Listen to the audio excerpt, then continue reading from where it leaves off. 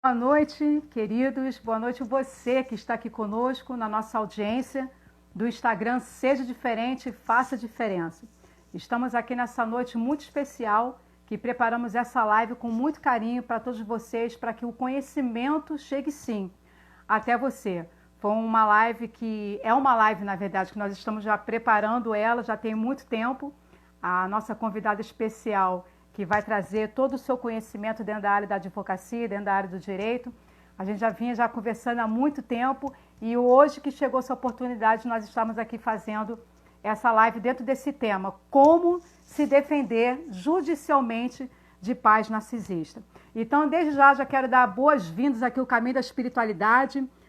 Flávio também, Flávio Kiss, que está aqui junto conosco na nossa live, desde já sejam muito bem-vindos. Que o conhecimento possa chegar até vocês. Qualquer dúvida que vocês tiverem, vocês fiquem à vontade, tá bom?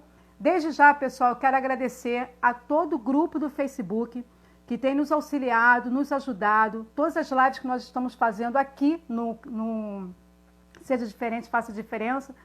Todos os grupos têm sido assim, unânimes em nos ajudar, em postar, em compartilhar. E aqui também, no nosso Instagram, muitas pessoas também têm nos ajudado. E eu fico muito feliz por isso, porque eu vejo que é uma corrente muito grande de pessoas que querem realmente ajudar a compartilhar, ao conhecimento chegar, porque nós sabemos que esse assunto ainda é muito fechado.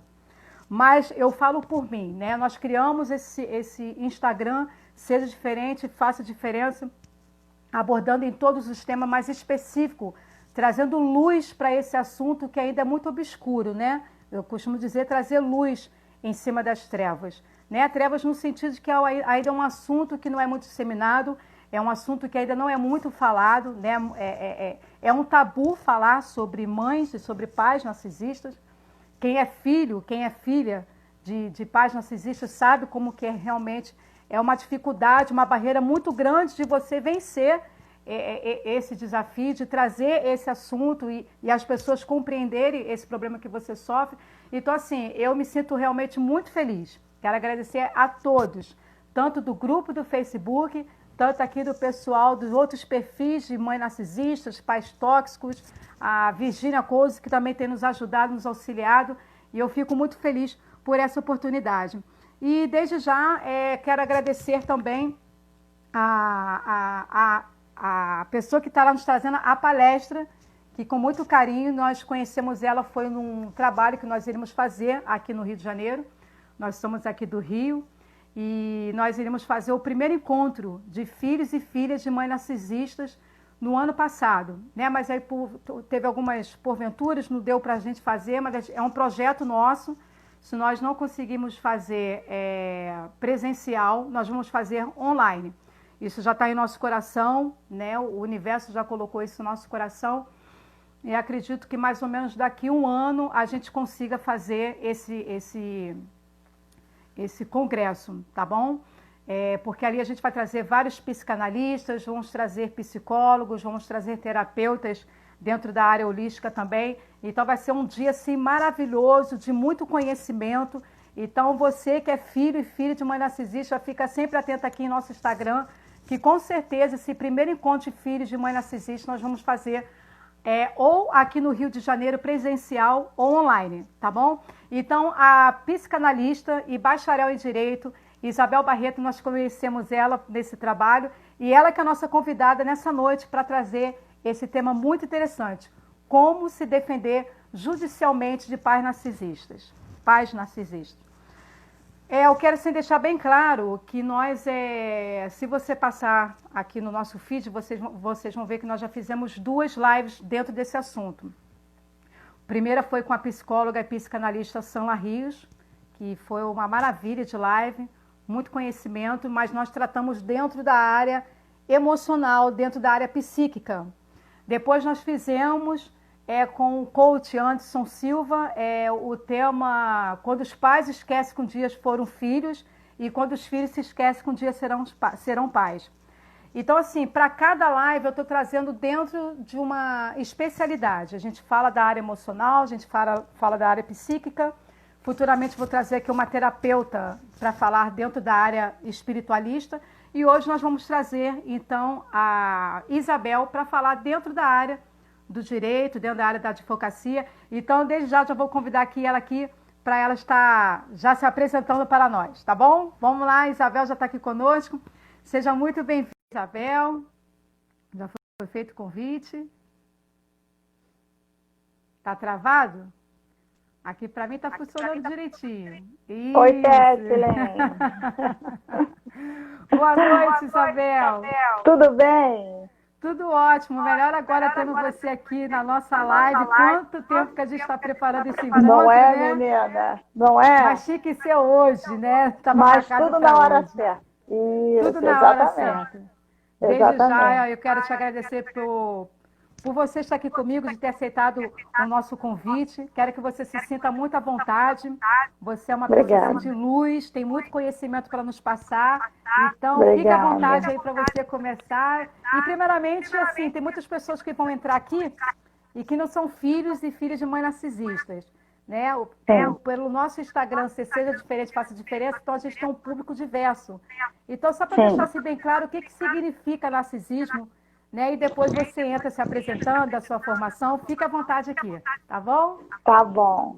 Bom, eu vou começar então me apresentando, né? O meu nome é Isabel Barreto, eu sou psicanalista. Além da formação em psicanálise, eu também sou pedagoga, dei aula há muitos anos, sou servidora do Estado do Rio, aposentada. Fiz direito também, e aí, por causa do direito, eu trabalhei metade do meu tempo no serviço público, foi na Defensoria Pública. Eu trabalhava na Vara da Infância e Juventude de Duque de Caxias, onde eu morei durante a maior parte da minha vida. Eu sou carioca, eu nasci na Tijuca, mas eu fui para Caxias, eu tinha 11 anos de idade. E morei até os 50 e poucos anos em Caxias. E lá eu fiz direito na Unigran Rio, fiz pedagogia também em Caxias, né? E depois, assim, já aposentada, eu resolvi, né, que eu queria fazer alguma coisa e eu fui estudar psicanálise, né? Certo. E o que é o narcisismo, né, que você pediu para falar? O narcisismo é um transtorno de personalidade, né? Não se sabe exatamente ainda a causa desse transtorno, mas é um transtorno bem definido, com sintomas bem definidos, né? A causa exata não se sabe, né? Sabe-se que é um transtorno de personalidade, né? E a pessoa que tem esse transtorno, popularmente nós chamamos de narcisista, para não falar pessoa portadora do transtorno de personalidade narcisista, a gente fala que é narcisista. Mas, na verdade, narcisistas, todos nós somos um pouco, né? Quando esse grau de narcisismo vai ficando muito, né? Muito, a pessoa muito voltada para os interesses dela apenas, volta a energia psíquica toda para ela, né? Sem pensar no outro, o que acontece? A pessoa narcisista, ela não tem empatia, né? Ela literalmente não consegue se colocar no lugar do outro. E aí isso traz muitas consequências, principalmente quando a mãe é portadora do transtorno de necessidade narcisista. Então, não conversa com essa filha, por exemplo, sobre menstruação. Essa filha menstrua muitas vezes, mais antigamente, né, sabendo pouquíssimas coisas sobre menstruação. Por quê? Não porque a mãe tenha vergonha, mas porque pela falta de empatia, ela não consegue se colocar no lugar dessa filha, né? Que surpresa essa menina vai ter, né, quando menstruar a primeira vez, e assim outras coisas, sexualidade, por exemplo, né? Essa pessoa que tem o transtorno, ela tenta passar uma aparência do que ela não é, né? Ela tem uma necessidade de autoafirmação. Então, assim, é uma série de sintomas que dificultam muito o relacionamento. Uma coisa que eu faço questão de falar, Pepe, é que a gente está tratando aqui de pais narcisistas, né? Mas o transtorno de personalidade narcisista ele pode acometer qualquer pessoa. Né? Então, assim, no caso aqui nós vamos tratar dos pais e mais a mãe, né? Porque a incidência maior é de mãe narcisista. Sim. Mas, assim, e se essa pessoa não fosse mãe? Eu já vi perguntas assim no grupo, né? Se ela nunca fosse mãe, ela não seria narcisista? Não, ela seria. Ela seria uma esposa narcisista, uma amiga narcisista, uma filha narcisista, uma vizinha narcisista, uma colega de trabalho narcisista, enfim. É um transtorno de personalidade, não é um transtorno da maternidade. Perfeito. É importante Boa deixar isso colocação. claro, né? E aí, como eu tenho essa formação em direito, né, as pessoas me procuram muito para orientações jurídicas, né? Sim. E eu, assim, eu já tinha feito uma outra live, tá aí no meu IGTV, que eu tratei mais da parte civil, e eu peguei as perguntas que mais mandaram sobre guarda, a avó narcisista. Ontem mesmo, à noite, eu dei uma olhadinha num grupo, vi lá alguém comentou, a minha mãe tentou tirar minha filha de mim. Né? Então, esse é um assunto Aham. muito recorrente. Falamos sobre herança, né? Nessa Muito live que bom. eu fiz.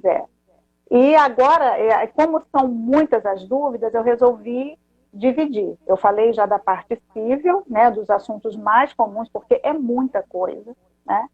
E agora eu selecionei aqui algumas perguntas mais recorrentes em relação à parte criminal, né? Que as pessoas têm muita dúvida também. É verdade. A gente deixou aberto, Isabel, para as pessoas fazerem as suas perguntas, né? Sim, Relacionado a isso, porque realmente é um meio que as pessoas têm muitas dúvidas de como se portar, principalmente por essa questão, né? Eu acho que é até muito difícil de um filho, filho que eu falo né? Filho, eu estou falando no geral, né? De como ele sim, se portar diante da justiça para ir contra um pai, contra uma mãe. É um processo, assim, eu posso até dizer que eu acho que antes da pessoa chegar a essa posição, que ela poderia até fazer uma psicanálise, procurar um psicólogo, para ela ter uma bagagem emocional para ela chegar até esse ponto. Você concorda, Isabel?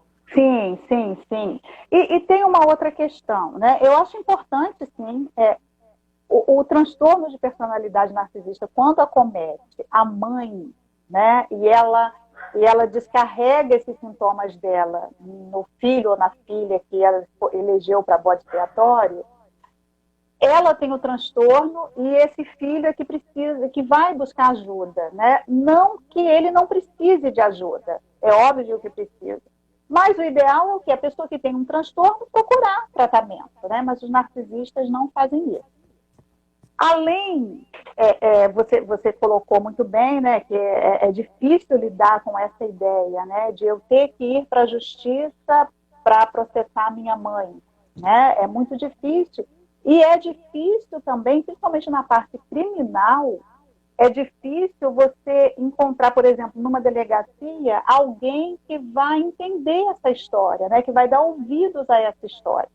Ficam, um problema de família, né? Isso se resolve em família, né? E a mãe é mãe, né? Pai é pai.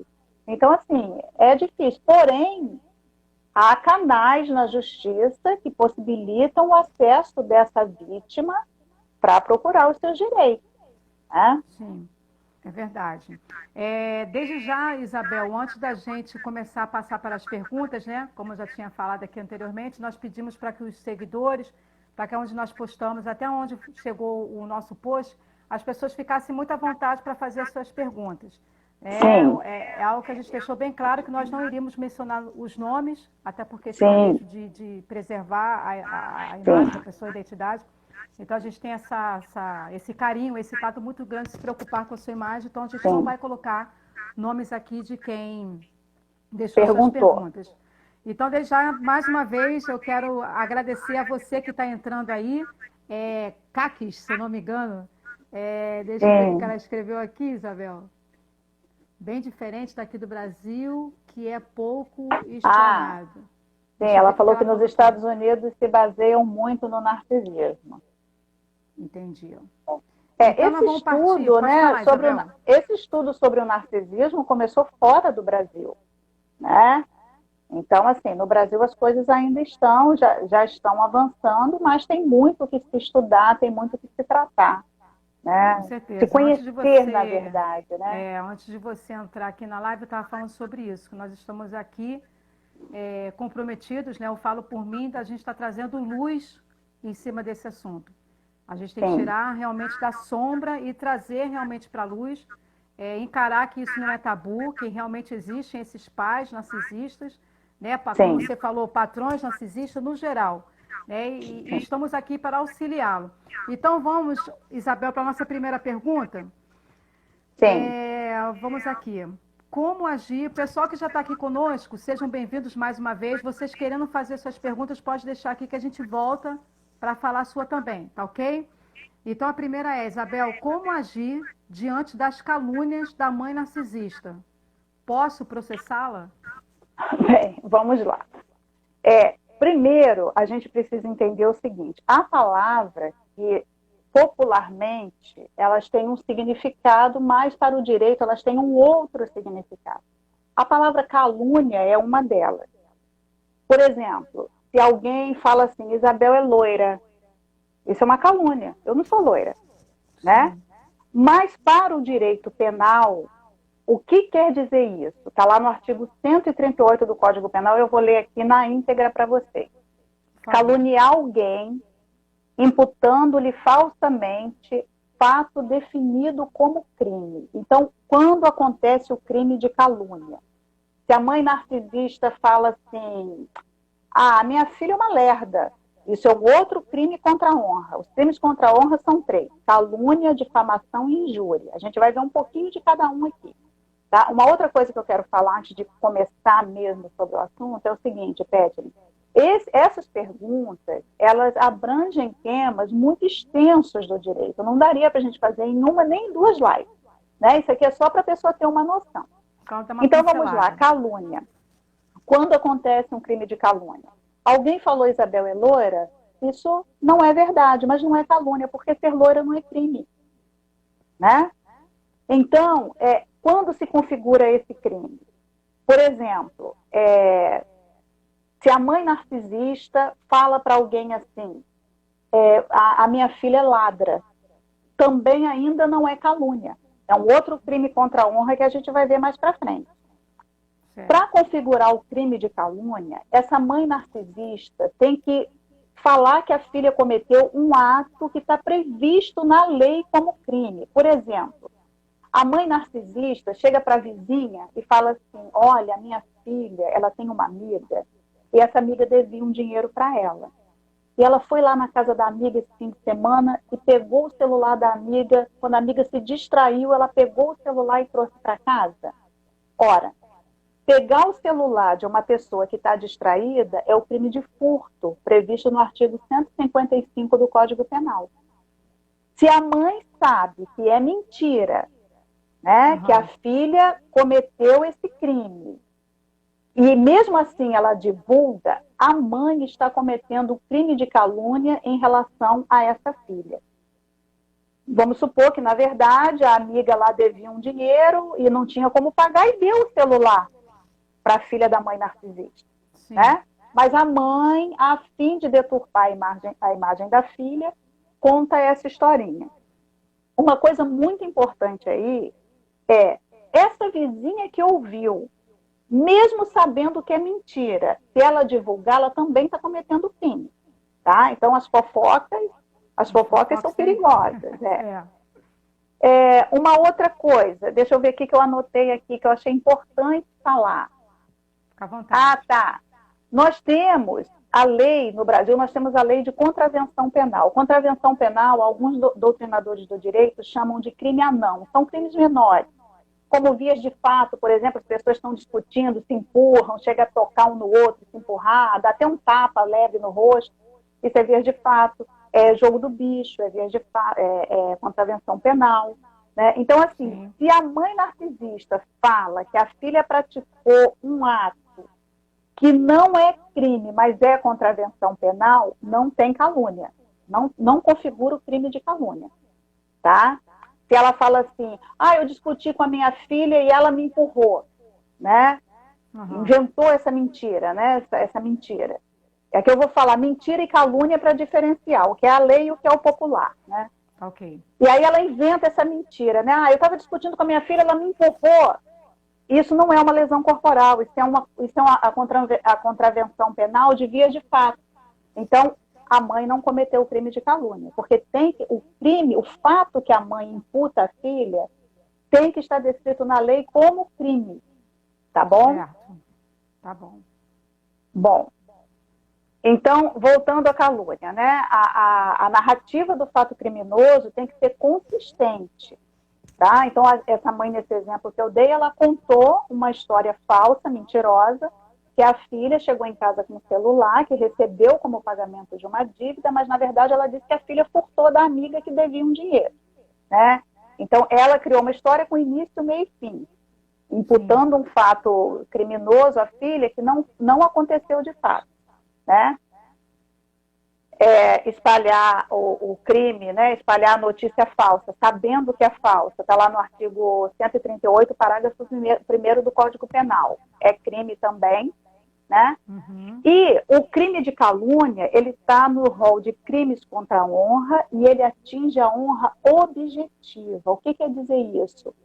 É a minha reputação, é como as pessoas me veem. Né? As pessoas me veem como uma pessoa idônea, uma pessoa confiável, uma pessoa ética. Se alguém pratica o crime de calúnia contra mim, imputando a mim um fato criminoso que eu não pratiquei, está atingindo a minha honra objetiva, está atingindo a minha imagem. Tá? Certo. Os outros crimes contra a honra, que eu acho importante também falar.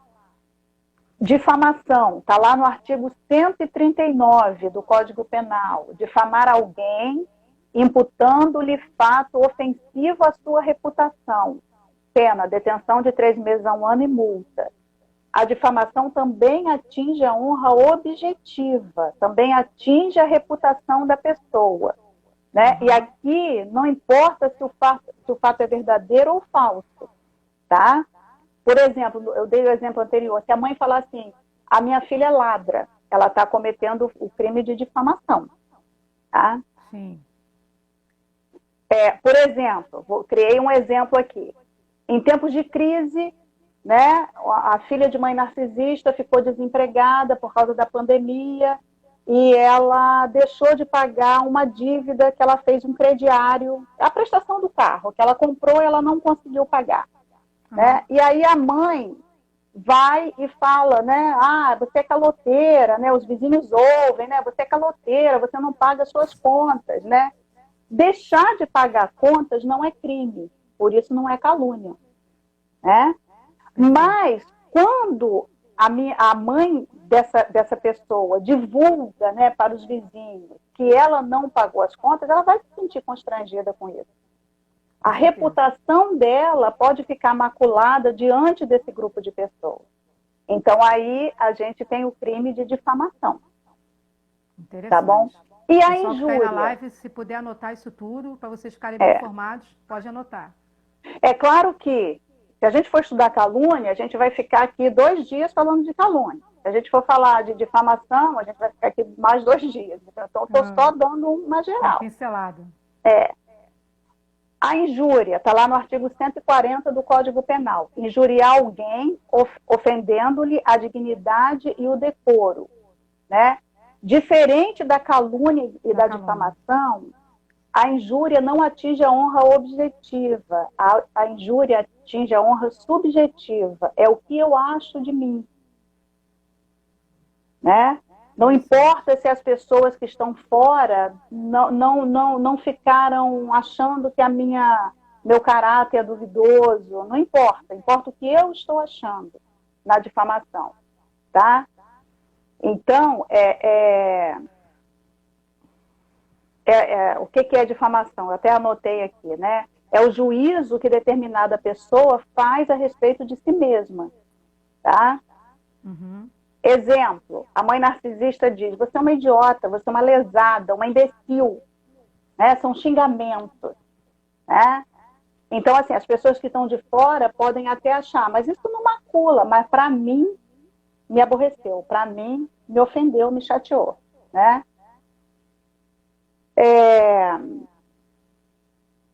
Ou então, perdão, anteriormente eu falei que se chamar de ladra é difamação, mas não é injúria. Né? Sem descrever um fato, com início, meio e fim, ela fala, você é uma ladra.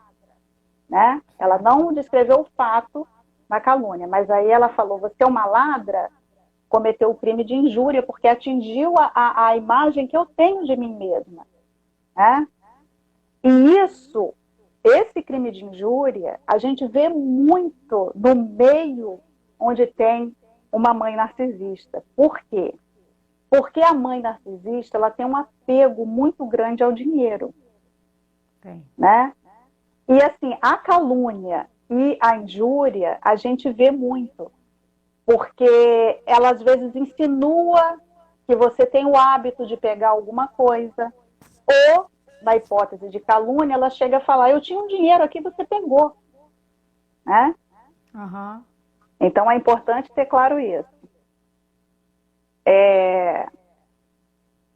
A parte 2 da pergunta, né? Posso processá-la? Isso. A lei não diz que a lei não relaciona fatos criminosos que não podem, que a pessoa não pode ser acusada pelo fato de ser mãe. Né? Ela não traz esse rol de crimes. E também não traz fatos criminosos que os filhos não podem ser vítimas porque são filhos. Muito pelo contrário, tem até crime que no caso de criança e adolescente, tem alguns crimes lá previstos no Estatuto da Criança e Adolescente. Sim, verdade. Na delegacia, como eu falei, você foi vítima de um crime desse, você tem que procurar a delegacia. Na delegacia, você pode esbarrar com aquela velha história. Ah, mas é sua mãe, pensa bem, volta para casa, refresca a cabeça, né? Sim. Pode esbarrar, mas assim, de acordo com a lei, com a frieza da lei, não há empecilho para que a pessoa registre uma ocorrência, faça um boletim de ocorrência na delegacia. Não há. Entendi. Né? A gente sabe que a gente esbarra só para nessas abrir questões. Aqui um parêntese, tem uma pergunta aqui muito interessante do caminho da espiritualidade, que eu gostaria de você me responder, por gentileza, que diz, no caso de um menor de idade, adolescente, por exemplo, que não quer ser mais cuidado pela mãe narcisista, ele mesmo pode ir ao juizado, como ele procede? Ele pode ir, ele vai ter todo um aparato lá, porque no juizado da infância e juventude tem a equipe técnica, que são assistentes sociais, psicólogos. Então ele vai receber todo, mas assim, eu já vi casos assim, inclusive quando eu trabalhava em Caxias, na vara da infância e juventude, eu já vi acontecer isso, né? Então assim, a primeira medida que se toma é encaminhar esse menino ou essa menina para uma casa de passagem, que é uma instituição de acolhimento imediato, né? O conselho tutelar, normalmente, quando chega lá, essa criança, esse adolescente, procurou antes o conselho, né? Sim, e normalmente é o conselho que faz todo esse procedimento, né? De acolher essa criança. A criança chega lá toda machucada, de ser vítima de maus tratos. Ela vai ser acolhida. Se o conselheiro tutelar observar que, né, pode estar tendo um exagero, não tem marca, né? Embora a gente saiba que o abuso psicológico não deixa marca física. Né? Então, essa é outra questão também difícil de lidar na justiça. Né? Acredito. Essa família vai ser chamada, né, para entender o que está acontecendo. E pode se devolver de imediato o adolescente para eles, ou pode o próprio conselho encaminhar para uma instituição de acolhimento. Tá? Mas ele não vai sair de lá sem uma resposta. Para o pai ou para os avós, tios, alguém assim, ou vai direto para alguma instituição? Olha, eu vou te falar a minha experiência na Defensoria Pública. Indo para uma instituição de acolhimento, essa criança, por alguma questão envolvendo pai e mãe, maus tratos, etc., ele vai para a instituição, a própria instituição vai tentar contato, e a equipe técnica do Juizado da Infância e Juventude também vai tentar contato com a família extensa, que no direito nós chamamos de família extensa. A família natural, para o direito, é pai, mãe e filho. Família extensa são tios, avós, então vão procurar esses familiares da família extensa para ver quem tem condições de acolher. Então, assim, quando uma criança vai para uma instituição de acolhimento, muito antigamente chamada de orfanato, mais recentemente chamada de abrigo, e hoje instituição de acolhimento, o juiz, antes de colocar essa família no rol de crianças que estão disponíveis para serem colocadas numa família substituta, seja por via da adoção, tutela ou guarda, ele tem que esgotar todas as possibilidades de reinserir essa criança na família natural, na família extensa ou na família natural. Entendi. Tá? Enquanto isso, ele vai ficando lá acolhido, a avó começa a visitar, tio começa a visitar, depois pede para passar final de semana, até que o estudo psicossocial entende e sinaliza para o juiz que aquela avó, aquele tio, aquela tia tem condições de ficar com essa criança. Michele está aqui falando, talvez as marcas do abuso psicológico sejam mais doloridas e maiores que a do físico. Isso aí com certeza. Talvez não, Michele, eu acho que com certeza. Com certeza. Vamos então partir para a segunda pergunta, Isabel? Ou você quer falar mais alguma coisa sobre a segunda parte? Um detalhe só.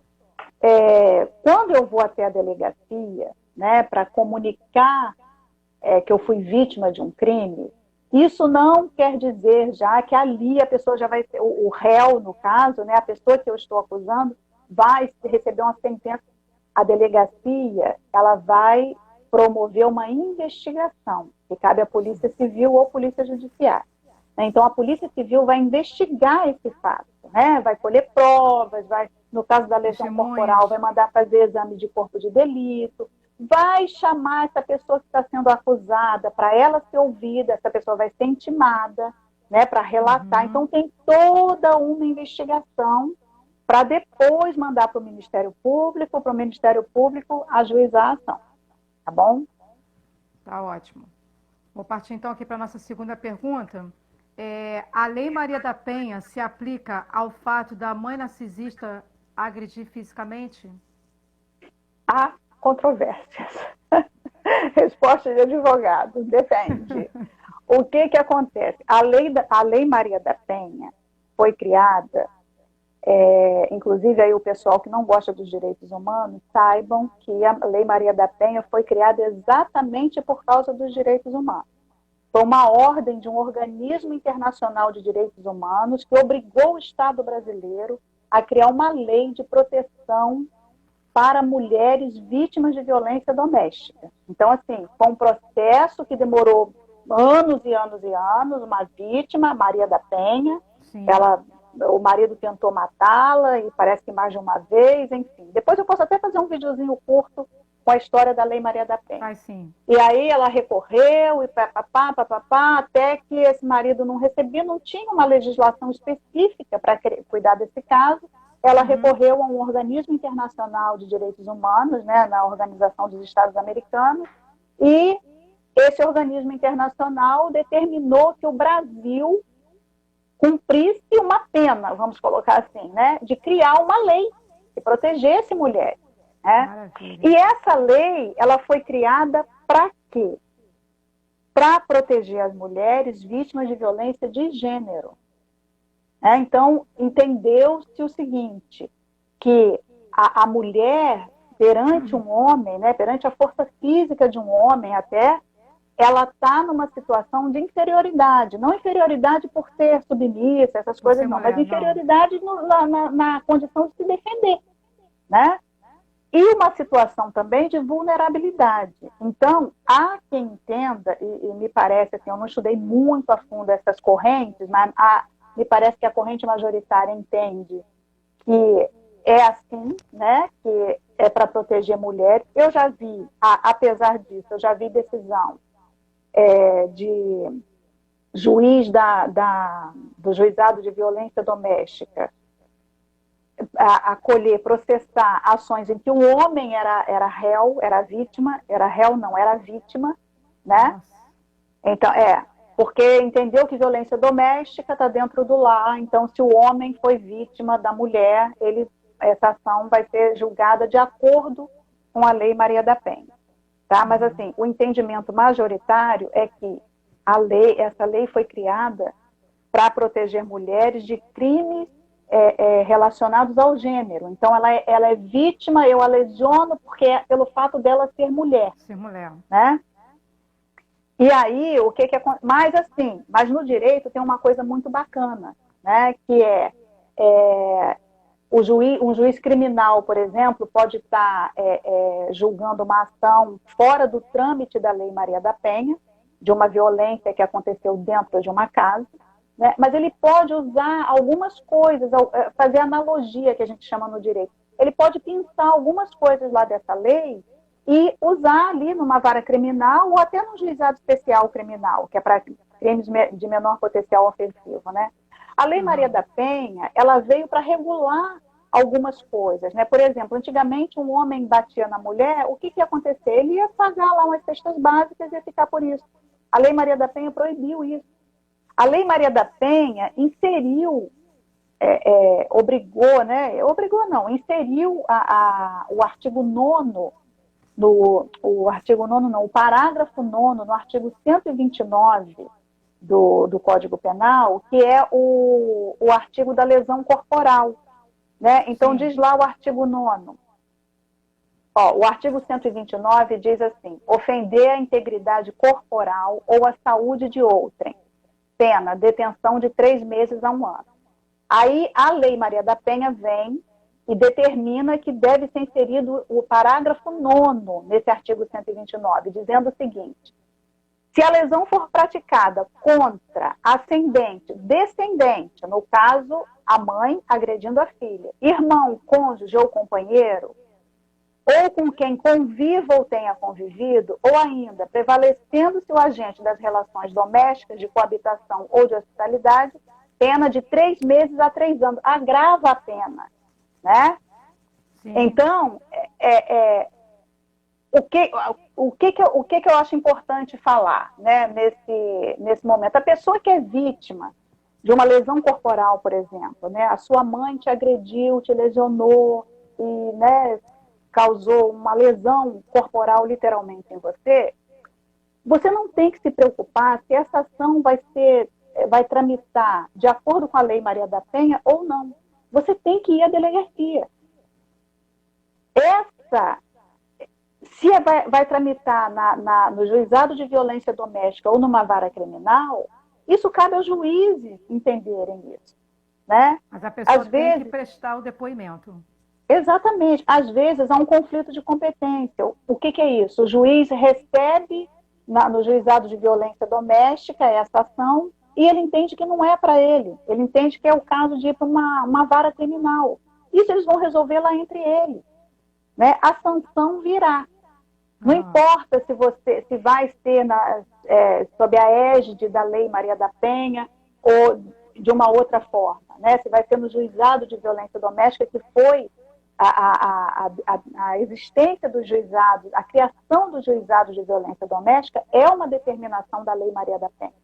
Né? Então, não importa. O importante é você ir até a delegacia e registrar essa ocorrência. Até para, mesmo se, vamos supor que caia lá no juiz criminal, e ele, eu vou continuar, porque eu entendo que não é violência de gênero, né? Então vai ser aqui na vara criminal. Ele pode pensar lá da Lei Maria da Penha a medida protetiva de afastamento desse agressor ou dessa agressora. Né? Por analogia, ele pode pensar lá dessa lei, da Lei Maria da Penha. Embora ele esteja seguindo um outro rito, um outro processo, né? Ele pode fazer isso. Tá bom? Tá ótimo. Vamos lá. Tem mais perguntas? Tem sim. Deixa eu só pegar uma perguntinha aqui, Isabel, de uma das nossas participantes, da Caques. Ela diz aqui: e sobre abusos sexuais praticados pela mãe narcisista, só que há mais de 30 anos, doutora, não há o que fazer, né? Há mais de 30 anos. Aí você entra na questão da prescrição, que eu teria que rever, porque, né, eu teria que rever aí como é que funciona isso. Mas, assim, teoricamente, o abuso sexual, ele não precisa de testemunha, né? Basta o relato da vítima. Né? Agora, é aquela história, vai ter que passar por uma série de estudos, né, para ver os efeitos. Delito, né? Exatamente. O exame de corpo de delito é inviável, depois de 30 anos, é inviável. Né? Não tem como. Então, isso aí já cria uma impossibilidade. Né? Sim. Você quer que a gente parta para a terceira pergunta? Vamos, porque a hora está avançando, né? Com certeza. A nossa terceira, acredito que então, Isabel, que seja a nossa última pergunta. Se o pessoal aqui, que estão aqui nos assistindo, querer tirar sua dúvida, aproveite esse tempo, porque realmente a gente hoje não vai conseguir fazer parte A nem parte B da live. A Isabel tem compromisso, também tem compromisso, então às 8 horas em ponto, nós vamos terminar com a live aqui. Então, se você tiver mais alguma dúvida, fique à vontade que a gente vai estar respondendo aqui ao vivo, tá bom? Então, vamos lá para a terceira e última pergunta, Isabel. É possível processar ANP, né? São as siglas, a mãe narcisista, o pai narcisista, por abuso psicológico? Sim, é possível, né? O artigo 129, como eu disse, ele diz lá que, deixa eu voltar nele aqui para eu ler na íntegra, Tá. ofender a integridade corporal ou a saúde. Essa expressão, ou a saúde, dá margem para entrar aí a saúde psicológica, saúde mental, saúde emocional, né?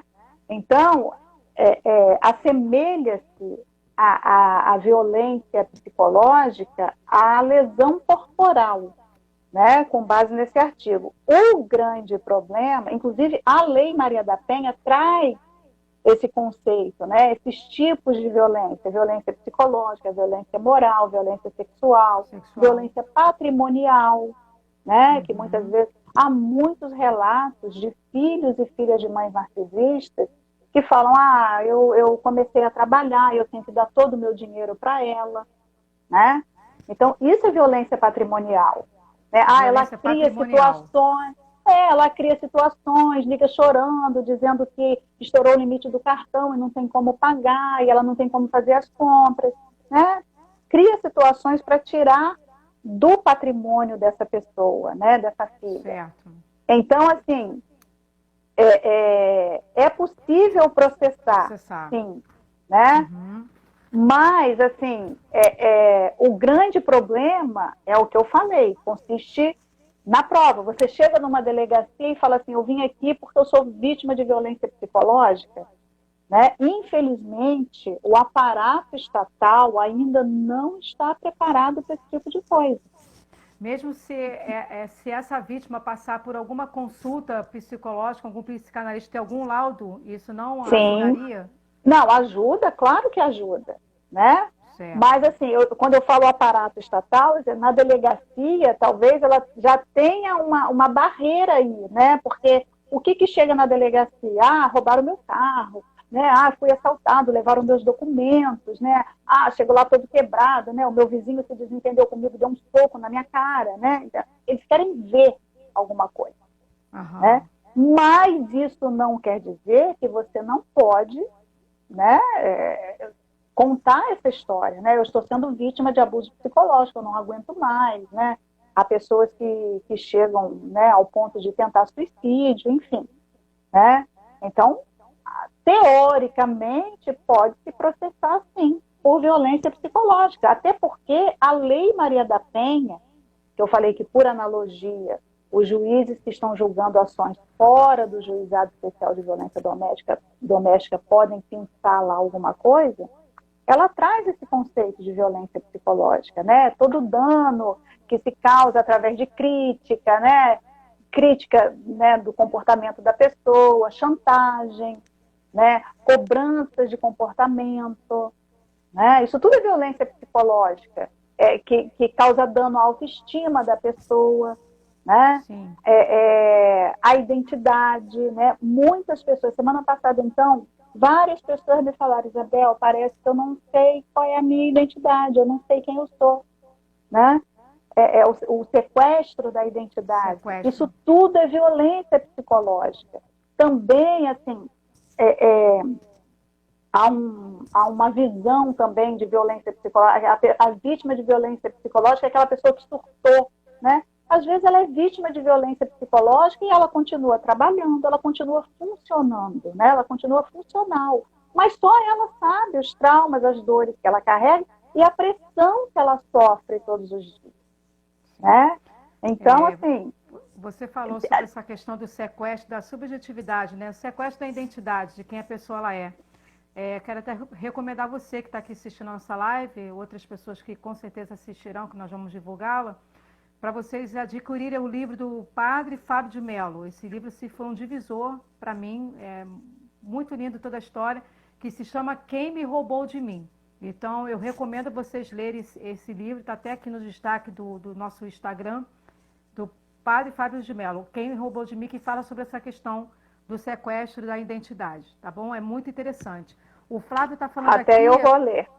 Lê sim. O Flávio está falando aqui... Mas, deixa eu pegar aqui, deixa eu voltar. Mas é muito difícil provar abuso psicológico, ainda mais de uma mãe. Aí, Isabel, eu quero que você também fale um pouquinho dentro dessa área da psicanálise, o que você poderia também trazer para esses filhos que têm passado por isso? Só uma pincelada. Insistir, né? A gente tem que insistir. Eu já vi casos de pessoa que conseguiu provar na justiça que a mãe tem um transtorno. Eu acho até que não definiram como transtorno de personalidade narcisista, mas viram que essa mulher tinha um transtorno e ela movia uma ação contra a filha ou a filha contra ela, não sei. E essa mãe saiu perdendo depois de um estudo psicológico muito bem feito e percebeu que essa mãe não tinha condições de ganhar aquela causa. Né? Eu não vou entrar muito em detalhes aqui, porque... Mas, enfim, havendo um estudo psicológico bem feito, pode se provar sim. E é claro que, havendo uma ação criminal com base na violência psicológica, vai ser feito esse estudo também, né? Vão fazer esse estudo psicológico para entender as sequelas que essa vítima tem, né? Que essa vítima carrega. Acredito até que seja um processo um pouquinho longo, né, Isabel? Até sim, chegar talvez, à conclusão final. No Brasil, tudo que é relacionado à justiça, infelizmente, né? É verdade. É tudo muito lento, A Lei Maria da Penha veio, inclusive, para melhorar isso. Né? Como a lei do juizado especial também, né? Civil e criminal, também veio para trazer uma celeridade. Só que hoje você ajuiza uma ação no juizado especial civil ou criminal, daqui a não sei quantos meses é que vão marcar a primeira audiência. Então, é complicado. No Brasil, as coisas são complicadas. Pessoal, eu quero desde já falar para vocês que a nossa convidada, psicanalista e bacharel em Direito, Isabel Barreto, ela também está aberta para consultoria, tá bom? Qualquer dúvida que vocês venham ter, vocês podem entrar aqui no Instagram dela, que é isabel.barreto.5, tá bom? E vocês ali tirem as suas dúvidas, ela está aqui para também auxiliar no que vocês precisarem dentro dessa área. E da outra parte também, né? Quem quiser fazer algum acompanhamento na área da psicanálise, vocês também podem procurá-la.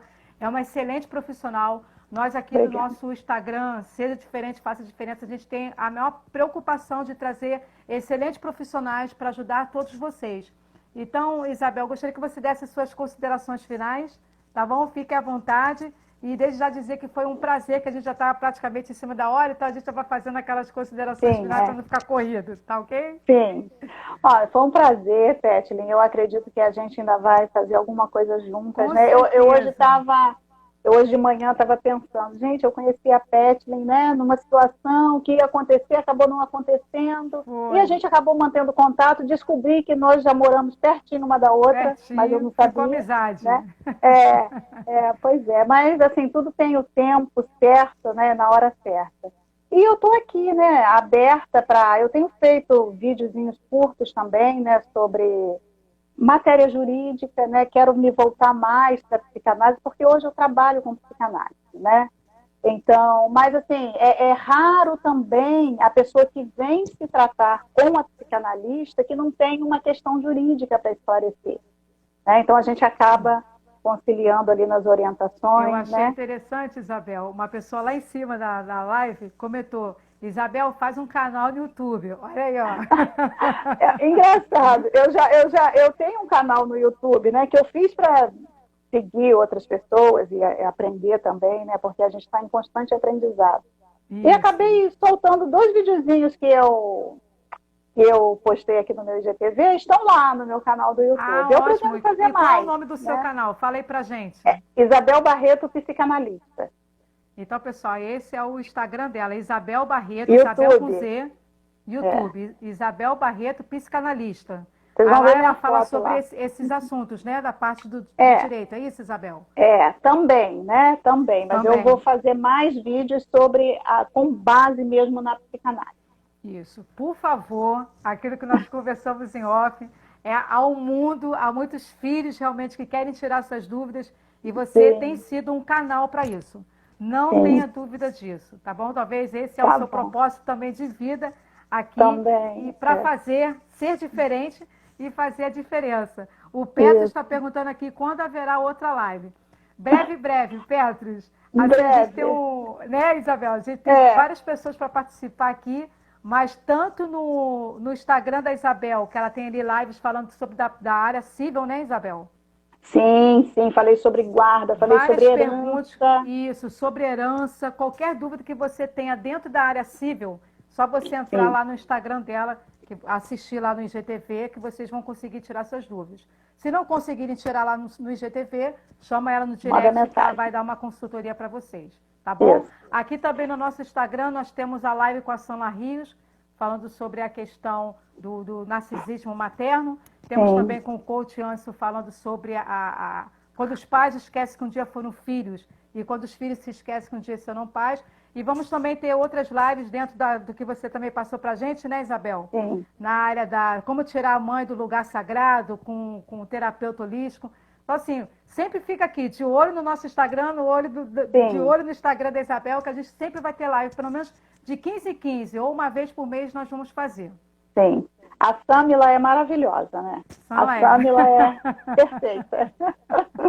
É um amor de pessoa, né, Isabel? Alguém escreveu aqui, ó. Deixa eu ver quem foi. O Petros. Gostei muito, identifiquei a minha mãe nos seus comentários. Você foi usada por Deus para me alertar para as atitudes errôneas da minha mãe para comigo. Eu fico, assim, muito feliz, porque, assim, eu gosto... Tudo que eu faço, né? Eu gosto de colocar sempre o universo, né? Alguns chamam de Deus, a espiritualidade à frente. E antes de fazer essa live aqui, eu fiz a minha meditação e eu pedi, né, a espiritualidade para que se pelo menos uma pessoa fosse alcançada com essa live, já me deixaria muito feliz. Então, ver um comentário como esse do Petros e de outras pessoas que já aqui falaram que foi muito boa a live, isso nos deixa feliz. Tenho certeza, queridos, que vocês não estão sozinhos. Pode contar comigo, pode contar com a Isabel, pode contar com a Sanla Rios, com outras pessoas que nós estaremos trazendo aqui para auxiliá-los vocês. Então, não sofra sozinho, estamos aqui juntos. Eu gosto muito daquele slogan, juntos somos mais fortes. Aqui unidos somos mais fortes. Tá bom? A sua dor é a nossa dor. Oi, querida. Eu só queria dar uma palavrinha para a pessoa que falou do abuso sexual há 30 anos. Né? Fica à vontade. Com certeza, se ela traz isso, né, isso ainda tem algum reflexo nela. Né? Seria importante que ela procurasse uma ajuda profissional, não sei se já faz, né? Se já faz, que continue. Se não faz, que procure um tipo de terapia com a qual ela se identifique, porque eu sou psicanalista, mas tem outros tipos de terapia. Sim. Né? Tem a psicologia, enfim. Que ela procure ajuda com um profissional com quem ela se identifique para tratar dessas questões no emocional. Muito tá bom? O importante esse seu aviso aí, para não deixar solto, né? Interessante. Isso. Pessoal, então, mais uma vez eu quero agradecer aos grupos do Facebook, aos perfis dos Instagrams que conseguiram divulgar, compartilharam nos stories, compartilharam nos seus feeds. Obrigado por essa massa, para a gente realmente trazer, como tenho falado sempre, luz em cima desse assunto. Vamos compartilhar essa live, você que gostou, compartilhe com um amigo seu, ainda que ele não seja filho ou filha de mãe narcisista, mas vamos trazer realmente que esse assunto venha a ser cada vez mais disseminado, cada vez mais falado. E mais uma vez, Isabel, obrigada pela sua participação. Eu sempre falo aqui com meus convidados, vai ser a primeira de muitas. A gente vai falar sobre vários assuntos. E eu estava falando aqui no início da nossa live que nós nos conhecemos naquele projeto que eu iria fazer, do primeiro encontro de filhos e filhas de mãe narcisista aqui no Rio de Janeiro. Aí eu falei que isso é um projeto nosso, vai acontecer, talvez para ano que vem. Se não for presencial, vai ser com certeza online. E você já desde já está convidada, intimada a estar trazendo uma palestra para esses filhos de mãe narcisista, tá bom? Tá bom. Deixa eu ver nos comentários aqui. Sara, um beijo, Sara. Você que é maravilhosa.